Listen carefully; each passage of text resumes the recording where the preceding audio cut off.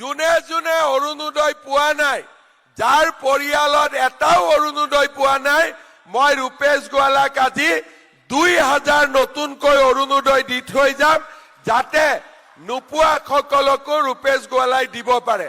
ভাল হ'বনে বেয়া হ'ব? ভাল হ'বনে বেয়া হ'ব? বঢ়িয়া। আৰু আজি যে 5000 টকা আমি পাম, এই 5000 টকাও আপোনালোকে ভাল কামত খৰচ কৰিব, যাতে টকাটো আপোনালোকে ভাল কামত খৰচ কৰিব, ল'ৰা ছোৱালীৰ পঢ়াৰ কাৰণে বা আন ভাল কামত আপোনালোকে খৰচ কৰিব।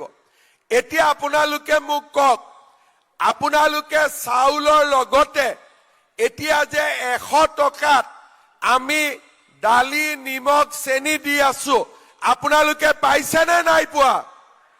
পাইছে। এতিয়া দালি পালে, চেনি পালে, নিমখ পালে, আৰু কি দিব লাগিব আপোনালোকক? কি দিব লাগিব? ডাঙৰ কৰি কওক। তেল দিব লাগিব। 1 লিটাৰ লাগিব নে আধা লিটাৰকৈ লাগিব? কিমান লাগিব? 1 লিটাৰকৈ। ঠিক আছে।